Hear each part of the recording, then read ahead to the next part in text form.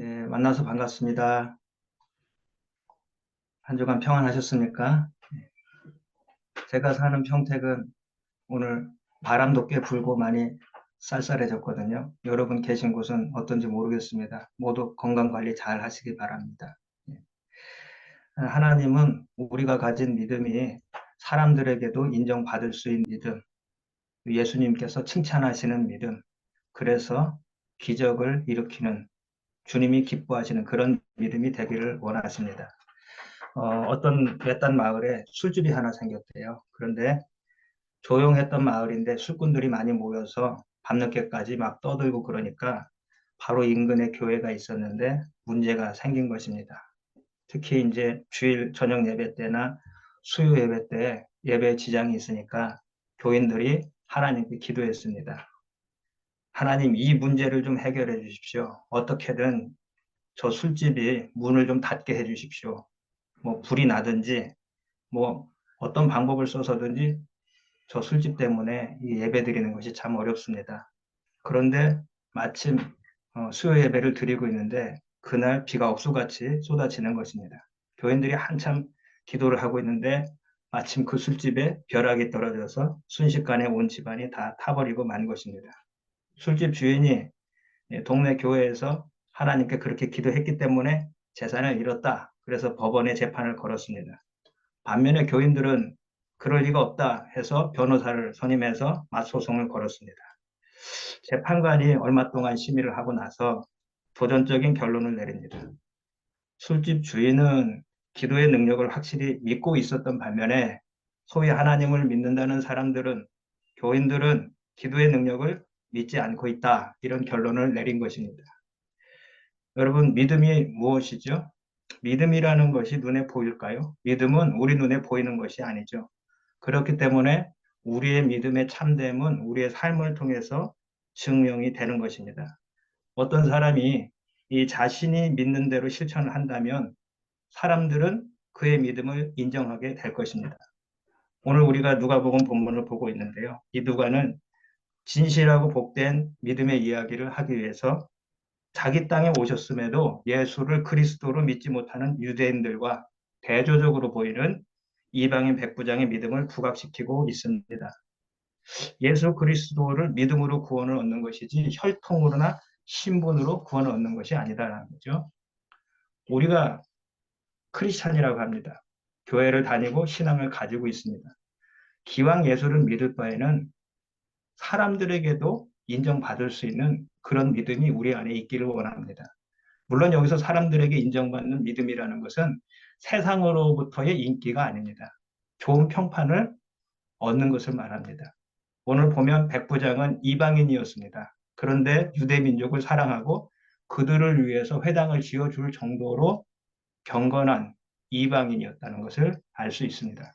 또 그의 종이 병이 들어서 죽게 되니까 이 백부장은 유대인 장로들을 예수님께 보냅니다. 그래서 내 종을 좀 고쳐주십시오. 치유를 간구한 것입니다. 2절에서 3절 말씀이죠. 한번 읽어보실까요? 읽어주시겠습니까?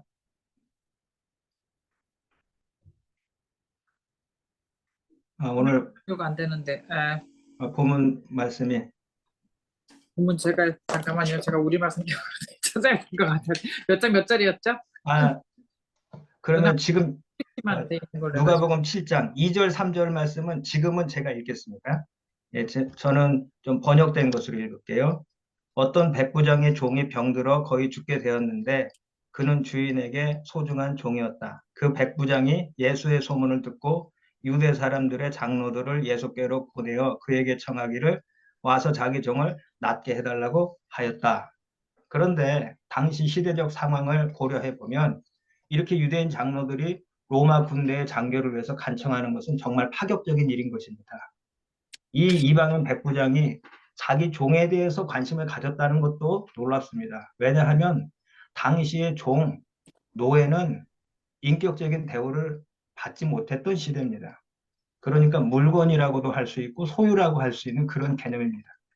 예전에 역사 스페셜에서 우리나라 조선시대 노비 문서를 발견해서 이렇게 보여주는 그런 적이 있습니다. 거기서 보니까 남종을 숫캐, 여종을 암캐라고 그렇게 적은 걸 보고 깜짝 놀랐습니다. 그런 시대죠. 그런데 자기 종의 생명에 관심을 가지고 사랑했다는 것. 그리고 로마 백부장이 유대인에게 도움을 부탁했다는 것. 그리고 유대인이 이방인 백부장의 청을 들어주기 위해서 애를 쓰고 있다는 것. 이 모든 것이 매우 이례적인 일이라는 사실입니다. 당시 유대가 로마의 지배를 받던 시기였습니다. 그런데 당시 유대 땅에 주도하고 있던 이 로마 군인들은 대부분 잔인하고 교만했습니다. 종교적으로도 황제 숭배를 강요하였기 때문에 유대인들과 사이도 좋지 않았고 마찰과 갈등이 끊이지 않았던 것입니다. 그래서 유대인들 사이에 로마인 하면 먼저 떠오르는 것이 뭐냐 하면 증오심 그리고 적개심이었던 거죠. 그런데 왜 유대인 장로들이 로마의 백부장을 위해서 예수님께 간구하고 있는 것인가? 돈의 매수가 됐을까요? 또는 강요에 의해서 부탁을 해서 어쩔 수 없이 그러고 있는 것일까요? 아니죠. 오늘 본문에 보면 백부장의 인품과 믿음에 감동되었기 때문인 것입니다. 이방인을 배척했던 유대인 장로들에게 그렇게 인정받은 그가 진심으로 하나님을 믿고 사람들을 사랑했기 때문입니다. 로마 백부장은 지배국의 군대의 장교입니다. 유대인들을 학대할 수도 있어요. 그런데 그렇지 않았습니다. 친절을 베풉니다. 학대하기는커녕 회당을 지어주고 유대인들을 존중하고 사랑했습니다. 우리는 사회에서 힘 있는 자들, 이런 사람들이 갑질을 하는 것을 자주 봅니다. 그래서 힘없는 사람들을 억압하고 학대했다라는 기사를 종종 접합니다. 얼마 전에 제가 인터넷 뉴스를 봤는데 이 대리운전을 하시는 분이셨는데 대리기사 옷에서 냄새가 난다고 모욕을 하고 대리비를 지불하지 않고 그렇게 갑질을 했던 사건이 뉴스를 타서 공분을 샀던 적이 있습니다. 이런 소식을 들을 때 우리는 굉장히 분노하죠. 그렇지만 그것은 슬픈 사회의 현실입니다. 그런데 힘이 있고 권력이 있지만 인격적이고 겸손할 때 사람들은 그런 사람을 존경합니다. 이 백부장은 마치 그런 인격의 사람이고 그런 믿음의 사람이었습니다. 로마의 백부장이 유대인 장로들에게 인정을 받은 것입니다. 유대인 장로들에게 인정을 받았다는 것은 굉장히 중요한 사실입니다. 여러분, 이방인이었지만 유대인 장로들에게 인정받는 것이 쉬웠겠습니까? 우리 믿음이 보이는 사람에게도 인정받지 못하는데 어떻게 보이지 않는 하나님께 인정받을 수 있습니까? 예수를 믿는다고 하는데 예수를 닮은 모습이 없다면 사람들에게조차도 인정받기가 힘든 것입니다. 인도의 수상이었던 간디는 유명한 말을 남겼지 않습니까? 나는 예수를 좋아한다. 그러나 크리스찬은 싫어한다. 왜냐하면 그들이 예수를 닮지 않았기 때문이다. 사람을 보고 신앙생활을 하라는 것은 아닙니다. 하지만 우리 믿음이 먼저 사람에게도 인정받을 수 있는 믿음이어야 합니다. 세상으로부터의 인기를 말하는 것이 아니고 우리의 진실한 믿음을 통한 좋은 평판이 있어야 한다는 것이죠. 직장 생활에서도 인정받는 믿음이 있습니다. 안 믿는 사람들도 다 보고 있기 때문에 압니다. 교회를 다닌다고 해서 그 믿음을 다 인정해 주는 것이 아닙니다. 안 믿었으면 안 믿었지 저렇게 믿을 바에야 교회를 왜 다니는 거야 하는 사람이 있는가 하면 그래 이왕이면 참 저 사람처럼 믿어야 돼. 저게 진짜 신자 같아.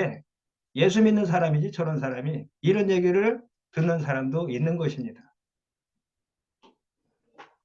대학 선배 중에 CCC 간사가 있었는데 한번 간증을 제가 들은 적이 있습니다. 이분이 고등학교 때 문제아였습니다. 그래서 폭주족이어서 오토바이를 타고 다녔는데 시장을 지나다가 어린아이를 쳤습니다. 사고가 났어요. 그런데 그 어린아이의 어머니가 이 아이를 안고 이제 병원으로 가는 것입니다. 사고를 냈으니까 이 당신은 학생이었죠. 이 CCC 간사가 되신 분이죠. 자기 간증을 하는 것입니다. 내가 어떻게 예수를 믿게 되었고 교회에 오게 되었는가. 그 아이를 데리고 택시를 불러서 같이 응급실로 향하고 있는데 단 한마디도 이 오토바이를 탔던 그 CCC 간사 그 그 선배님한테 한마디도 원망하거나 불평하거나 책망하거나 나무람이 없었다는 것입니다. 그리고 그 아이를 그냥 안고 가면서 하나님 감사합니다. 하나님 감사합니다. 안으면서 그런 얘기를 계속 중얼거렸다는 거예요. 그게 무슨 얘기인지 몰랐대요, 처음에. 뭐가 감사하다는 건지. 자기는 지금 쥐구멍이라도 있으면 숨고 싶고 이 사태를 어떻게 수습해야 되나 모르고 있는데 그 병원에서 이제 치료를 하고 나왔는데 그 1년의 과정 가운데 단 한 번도 이 친구에게 원망하거나 뭐 치료비를 내라든가 뭐 그런 얘기를 전혀 하지 않았대요. 그리고 자기가 기억에 남는 것은 그냥 그 아이를 안심시키면서 하나님 감사합니다. 더 크게 다칠 수도 있었는데 이렇게 어, 다치지 않게 해주셔서 감사합니다 하고 이제 일이 마무리된 거예요. 근데 이분이 이해가 되지 않는 거예요, 도통. 도대체 저 사람은 어떤 사람인데 자기 자식이 지금 다쳤고 자기가 교통사고를 냈는데 응급실에 실려가면서 같이 택시를 타고 가면서도 자기한테 원망을 하거나 아니면 뭐 가만두지 않겠다거나 아니면 뭐 감옥에 가게 하겠다거나 뭐 이런 협박도 전혀 없이 그냥 아무 얘기도 안 하고 그저 하나님 감사합니다고 아이를 안고 있었다. 그래서 도무지 이해가 안 되고 나중에 갈 때도 그냥 그 책임이나 이런 것을 묻지도 않고 그렇게 해서 이 사람이 너무 이상해서 교회를 가봤다는 거예요. 도대체 하나님이라는 분이 어떤 분이고 예수 믿는 사람도 도대체 어떤 생각을 가지고 사느냐. 그래서 교회를 갔고 예배를 참석하고 하다가 이제 복음이 들려져서 믿게 됐고 은혜를 받고 교회를 가게 됐고 해서 아무도 그 집안에 믿는 사람이 없었는데 자기가 최초로 예수를 믿게 됐고 그래서 대학에서 CCC에 들어가서 지금 간사를 하고 있다. 그러면서 첫 미팅 때 자기 간증을 하는 것이었습니다. 여러분, 사람을 보고 신앙생활을 하라는 것은 아니지만 직장 생활에서도 인정받는 믿음이 있고 안 믿는 사람들이 볼 때도 인정해주는 그런 믿음이 있습니다. 이왕 예수를 믿으려면 그래 크리스찬이라면 참 저런 사람이 크리스찬이지 이런 얘기를 들어야 하지 않겠습니까? 예수 믿을 거 기왕에 예수 믿는 거 사람들도 인정하는 믿음이 저와 여러분의 믿음이 되기를 원합니다. 형식적인 신앙생활을 했던 유대 종교 지도자들과는 달리 이방인이었지만 오늘 본문에 나오는 로마 백부장은 그가 믿은 대로 실천하는 사람이었습니다. 참 믿음, 백부장과 같이 믿음을 실천하는 성도는 주변 사람들에게도 인정을 받는 것입니다. 백부장은 사람들에게 어떤 인정을 받았습니까? 그 사람 이방인이지만 참 신실한 사람이다. 경건한 사람이다. 신앙인이다. 그의 믿음을 나름대로 인정받은 것입니다. 두 번째, 인격을 인정받았습니다. 오늘 본문에 나타난 백부장의 행동을 통해서 그의 인격을 알 수 있는 것입니다. 첫 번째, 그는 겸손한 사람이었고, 두 번째, 배려심이 있는 사람이었고, 세 번째, 상대방을 존중할 줄 아는 사람이었습니다. 그래서 그런 그의 인격이 상대방에게도 감정을 주고 상대방의 마음을 움직일 수 있는 그런 인격의 소유자였다는 것입니다. 한마디로 존경심이 가는 인격자였다 이 말씀입니다. 교회는 죄인으로 들어와서 의인으로 변화되어 가는 장소라고 할 수 있습니다. 우리는 믿음이 있다고 하면서 인격의 변화가 없을 때 이 믿음이 예수를 만난 참 믿음인지 점검해 봐야 합니다. 나를 만든 하나님을 믿어야 변하는 것이지 내가 만든 하나님을 믿어서는 10년, 20년, 30년이 돼도 인격의 변화가 없습니다. 하나님께 항복하고 하나님 편에 서게 될 때 변화가 일어납니다. 은혜 받고 구원받았다고 해서 끝이 아닙니다. 그것은 시작입니다. 믿음으로 거듭났다. 이 믿음 역시 하나님의 은혜의 선물이죠. 그러나 하나님의 믿음 위에, 하나님이 주신 믿음 위에, 하나님의 선물 위에 저와 여러분의 믿음을 쌓아가야 하는 것입니다. 그럴 때 그리스도의 인격으로 자라날 수 있습니다. 우리들은 보면 구원 얻은 것에 대해서는 관심이 많습니다. 내가 지금 당장 죽으면 천국에 갈까 못 갈까? 내가 구원을 얻었는가? 그렇지 못한가? 거기에는 굉장히 관심이 많은데 구원 이후의 변화에는 관심이 별로 없는 것 같습니다. 그러나 구원 이후의 성화에 대해서 예수 그리스도와 동행하는 삶을 통해서 내 삶이 변하는 것에 대해서 우리가 별로 관심이 없기 때문에 세상에서 인정받는 믿음의 사람들이 그렇게 많이 나타나지 않는 것입니다. 6절 말씀을 보십시오. 주여 수고하지 마옵소서. 내 집에 들어오심을 나는 감당하지 못하겠나이다. 여기서 감당치 못하다라는 헬라어 원어는 우가르 히카노스 에이미, 영어로 말하면 I'm not worthy to have you come under my roof입니다. 뭐냐 하면 자신의 무가치함을 느낄 때 사용하는 말입니다. I'm not worthy.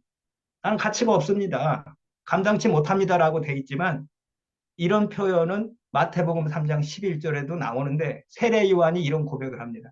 예수님을 만났을 때 나는 그의 신을 들기도 감당치 못하겠습니다. 여러분, 주님 앞에 섰을 때 우리는 자신의 무가치함을 느낄 수 있습니까? 느낄 수 있다면 그 사람은 겸손한 사람입니다. 여러분 보십시오. 앞에서 유대 장로들은 백부장에 대해서 뭐라고 말했습니까? 4절 말씀. 4절 한번 읽어주시겠습니까?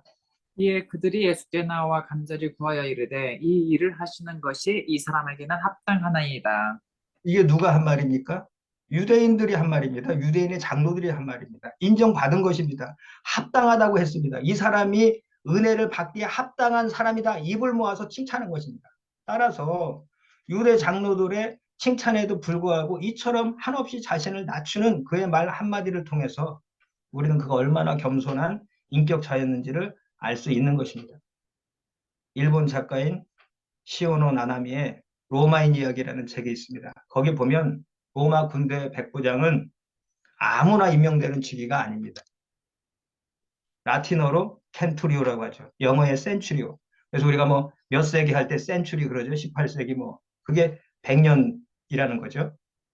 군대 장교가 한 100명 정도 거느릴 수 있는 그런 위치에 있을 때 켄투리오라고 해서 이제 오늘날로 말하면 뭐 정확히는 아니지만 중대장급 되는 그런 지휘관의 이제 권위가 있는 것이죠. 그런 계급의 군인인 것입니다.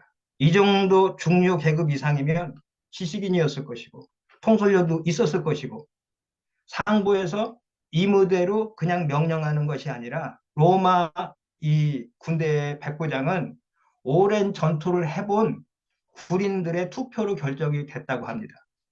그러니까 지휘관으로서 자질을 갖추지 못하면 결코 백부장이라는 직책에 임명될 수가 없는 것이죠. 당신은 로마가 세계를 지배하던 때 아닙니까? 그러니까 로마 제국의 지휘관으로서 프라이드도 엄청 강했을 것이고 또 교만할 수도 있었습니다. 우월감을 충분히 가질 수 있었겠죠. 그리고 여러분 생각해 보십시오. 자신의 집이 누추합니까? 로마 제국의 장교입니다. 장교. 예수님은 누추한 곳을 수도 없이 많이 다녀보셨습니다. 우리가 지금 이명재 선교사님도 계시지만 톤도나 파시코 같은 빈민가 중에 빈민가, 그것이 배단입니다. 거기 문둥병자 집에도 가보셨고 나사로가 거기 출신 아닙니까? 그런 집들에 비한다면 로마 장교의 저택인데 얼마나 화려했겠습니까? 그러나 자신을 낮추며 감당치 못하겠습니다. 이렇게 고백을 하는 것입니다. 또 그는 사람을 배려할 줄도 알았습니다. 감당치 못하겠다는 말 속에는 자신을 낮추는 말, 자신의 무가치함에 대한 신앙 고백도 있지만 또 한편으로는 예수님에 대한 배려의 마음이 담겨 있는 것입니다. 왜 그랬을까요? 백부장은 유대인의 관습을 잘 알고 있었습니다. 유대인은 기본적으로 이방인을 멀리합니다. 여러분 보십시오. 율법인지 은혜인지 믿음인지 행함인지 갈라디아서 2장 말씀을 읽어보시면 거기 보면 베드로가 이방인들과 식사를 하다가 야고보가 오니까 피한 것을 두고 바울이 지적을 합니다. 베드로의 외식에 대해서 지적하고 있습니다. 그건 뭘 말하냐 하면 베드로가 누굽니까? 야고보와 더불어 예루살렘 교회 수장이라고 할 수 있잖아요. 이게 이방인과 함께 한다는 것이 얼마나 예민하고 심각한 문제인지를 그 사건 하나만 보더라도 알 수가 있는 것입니다.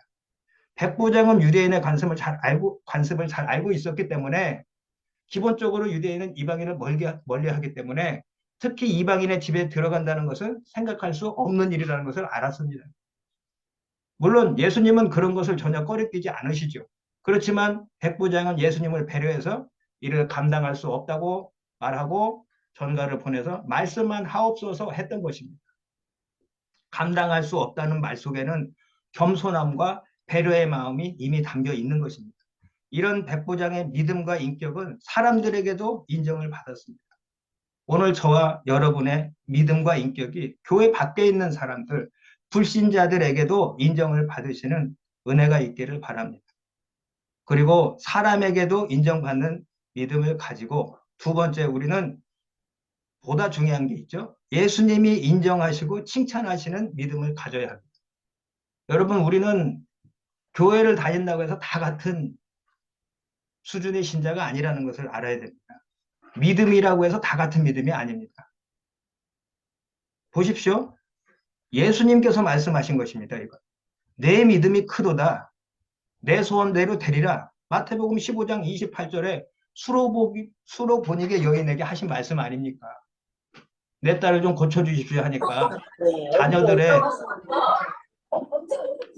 자녀들의 떡을, 음식을 걔들에게 던짐이 합당치 않다. 그렇게까지 말씀했는데도 참 지혜로운 대답을 하죠. 주님, 맞습니다. 그렇지만 걔들도 주인의 상에서 떨어지는 부스러기를 먹습니다. 그 얘기 들으시고 예수님이 참 네 믿음이 크다. 네 소원대로 되리라 하셨지 않습니까? 크고 작은 것은 상대적인 것이지 절대적인 것이 아닙니다. 큰 게 있다는 것은 작은 것도 있다는 얘기죠. 그러니까 믿음의 상대성을 이야기하고 있는데 그것은 제가 하는 말도 아니고 신학자가 하는 말도 아니고 성경에 나와 있고 예수님이 하신 말씀입니다. 여기에 대해서 누가 토를 할 수 있습니까? 예수님이 그렇게 말씀하셨는데. 믿음이라고 해서 다 같은 믿음이 아니라는 것입니다. 크다는 것은 작은 것도 있다라는 상대적인 표현입니다. 또 예를 들어보겠습니다. 책망하시는 믿음이 있습니까? 없습니까? 성경 있죠? 믿음이 적은 자여 왜 의심하였느냐? 마태복음 14장 31절에 물에 빠져가는 베드로에게 하신 말씀입니다. 우리는 사람에게 인정받는 믿음도 필요하지만 보다 중요한 건 예수님이 인정하시고 칭찬하시는 믿음을 가져야 합니다. 백부장의 믿음은 예수님이 인정하고 칭찬하는 믿음이었습니다. 백부장이 보낸 장로들의 말을 듣고 예수님이 백부장의 집으로 향해 가실 때 백부장은 벗들어 보내서 집까지 오시지 말 것을 구합니다. 이것은 예수님이 난처해 지실까 봐서 유대인으로서 그리 편하지 않은 장소인 자기 집까지, 이방인의 집까지 오실 필요가 없다는 말이기도 하지만 동시에 예수님의 권세에 대한 믿음이 없으면 절대 할 수 없는 말입니다. 왜 그렇습니까? 6절에서 8절 말씀을 신선희 자매님께서 좀 읽어주시기 바랍니다. 6절에서 8절입니다. 예수께서 함께 가실새 이에 그 집이 멀지 아니하여 백부장이 벗들을 보내어 이르되 주여 수고하시지 마옵소서 내 집에 들어오심은 감당하지 못하겠나이다. 그러므로 내가 주께 나아가기도 감당하지 못할 줄을 알았나이다. 말씀만 하사 내 하인을 낫게 하소서. 나도 남의 수하에 든 사람이요 내 아래에도 병사가 있으니 이더러 가라 하면 가고 저더러 오라 하면 오고 내 종도로 이것을 하라 하면 하나이다. 감사합니다. 여러분 보십시오. 백부장은 예수님에 대한 소문을 듣습니다. 그리고 예수님이 하나님의 아들 메시아임을 확신한 것입니다. 그래서 백부장은 자신이 죄인이기 때문에 거룩하신 하나님의 아들 앞에 나아갈 수도 없고 그분이 집에 오심을 감당할 수 없다고 고백한 것입니다. 예수님이 하나님의 아들이라는 확신이 공간을 초월하여서 예수님이 말씀만 하시면 종이 나으리라는 믿음으로 이어진 것입니다. 병사들이 자기 명령을 하면 명령을 따르는 것처럼 예수님이 말씀만 하시면 종의 병이 낫는 기적이 일어날 줄로 실제로 그렇게 믿었던 것입니다. 여기서 이 부분에서 예수님이 감탄하시는 것입니다. 여러분의 믿음이 예수님을 감당하게 만드는 그런 복된 믿음이 되시기를 주님의 이름으로 축원드립니다. 그럴 때 문제가 해결되고 그럴 때 간증이 생기는 것입니다. 예수님은 이 말씀을 듣고는 놀라십니다. 그리고 뭐라고 말씀하십니까? 이스라엘 중에서 이만한 믿음을 만나보지 못했다고 감탄하십니다. 이것이 최고의 칭찬인 것입니다. 마태복음 8장 26절에 보면 믿음이 작은 자들아 책망하십니다. 어찌하여 무서워하느냐? 믿음이 작은 자들아. 제자들에게 하신 말씀이죠. 예수님이 풍랑 만난 제자들의 믿음 없음을 책망하신 것을 기억합니다. 우리 믿음이 어디 있는가? 여러분, 예수님과 가까이 있다고 해서 믿음이 좋은 것이 아닙니다. 이걸 잘 알아야 됩니다. 한 배를 타고 있고 늘 주님과 함께 동행하고 같이 먹고 같이 자고 3년을 누구보다 가까운 곳에서 주님을 모셨지만 이런 칭찬을 제자들은 듣지 못했습니다. 예수님과 가까이 있다고 해서 믿음이 좋은가? 그렇지 않아요. 이스라엘에서도 찾지 못한 이 믿음을 주님과 가장 가까이 있었던 제자들에게도 찾지 못한 믿음을 이방인 백부장에게서 발견하는 것입니다. 지금까지 예수님은 자기에게 온 사람들을 직접 만나시거나 그 자리에서 명령하셔서 사역을 하셨습니다. 그런데 오늘 본문의 이 백부장은 예수님이 멀리서 명령만 하셔도 충분히 권능을 나타낼 수 있다고 믿었습니다. 전능하신 주님 그저 말씀만 하옵소서 리모트 컨트롤 하셔서 될 수 있습니다. 믿은 거죠. 여러분 예수님은 바로 그 믿음에 놀라시는 것입니다. 9절 말씀 읽어보겠습니다. 예수께서 들으시고 그를 놀랍게 여겨 돌이키사 이 다른 무리에게 이르시되 내가 너희에게 이르노니 이스라엘 중에서도 이만한 믿음은 만나보지 못하였노라 하시더라. 예수님이 그 믿음에 놀라셨다고 표현하고 있습니다.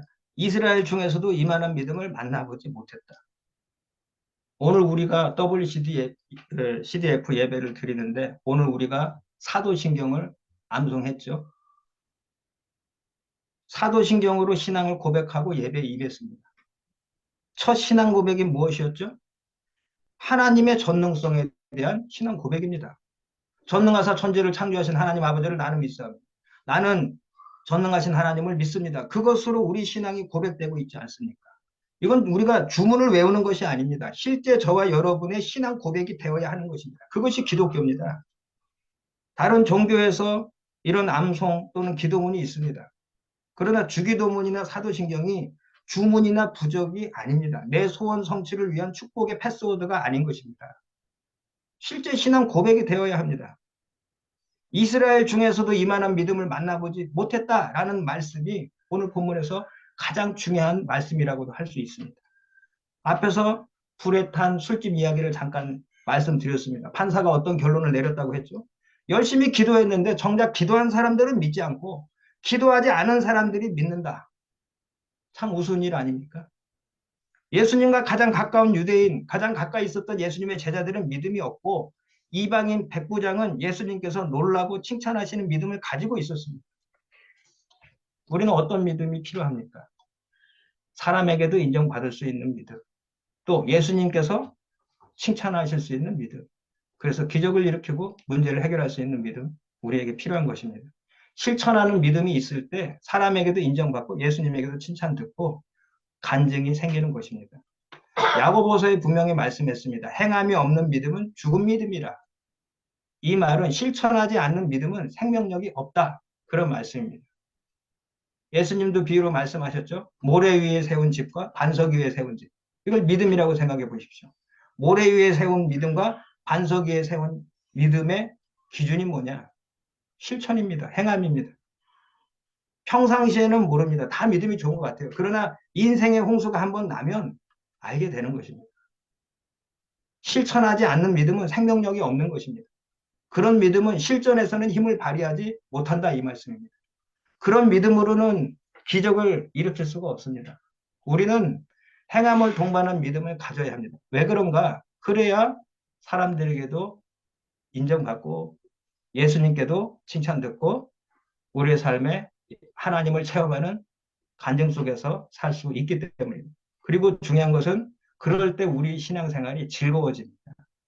이렇게 보면 의무감과 책임감으로 신앙생활을 하는 분들이 상당히 많습니다. 그런데 여러분, 신앙생활이 즐거워지려면 실천하는 믿음이 있어야 됩니다. 실천하는 믿음이 있을 때 의무감과 책임감이 아닌 즐거움으로 자원하는 마음으로 하나님을 섬길 수 있는 것입니다. 그런 믿음이 있을 때 우리 삶 속에 간증이 생기고 하나님을 체험하게 되는 것입니다. 기적을 일으키는 믿음은 실천하는 믿음입니다. 실천하는 믿음을 가지고 있으면 우리는 하나님의 은혜를 누릴 수 있는 것입니다. 우리 인생의 문제도 우리가 실천하는 믿음을 가지고 있을 때 해결을 받습니다. 그럴 때 기적을 체험하게 되는 것입니다.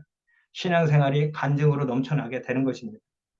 여러분, 주일날 우리가 예배를 드릴 때 목사님으로부터 목회자로부터 설교를 듣습니다. 그런데 실제 신앙생활을 오래 하다 보면 이게 습관이 되고 형식적이 됩니다. 그 다음 주일에 갔을 때 설교의 제목도 기억나지 않는 것입니다. 목회자를 통해서 주의 종을 통해서 선포되어지는 그 말씀을 붙들고 한 주간 한번 실천을 해보십시오. 믿음을 가지고 말씀대로 살아보려고 몸부림치고 한번 애써 보십시오. 신앙생활이 달라지게 돼 있습니다. 내가 몇 대째 기독교 집안에서 태어났기 때문에 오래 교회를 다녔기 때문에 믿음이 좋다라고 착각을 해서는 안 됩니다. 우리가 교회를 얼만큼 다녔든 어떤 신앙의 집안에서 태어났든 실천하지 않는다면 좋은 믿음이 아닙니다. 백부장의 믿음대로 예수님이 그 집을 방문하지 않아도 그 종은 나았습니다. 예수님이 그 믿음대로 응답하셨던 것입니다. 예수님을 향한 믿음은 기적을 일으킵니다. 예수님을 향한 믿음이 있다면 여러분의 가정은, 여러분의 사업은, 여러분의 교회는 살아납니다. 하나님은 못하실 일이 없으십니다. 우리는 전능하신 하나님을 믿는다고 하지 않습니까? 저와 여러분의 믿음이 사람들에게도 인정받고 무엇보다 예수님께서 칭찬하시고 그래서 삶에 많은 간증을 일으키고 하나님의 기쁨이 되는 그런 믿음이 되시기를 주님의 이름으로 축원드립니다. 기도하겠습니다.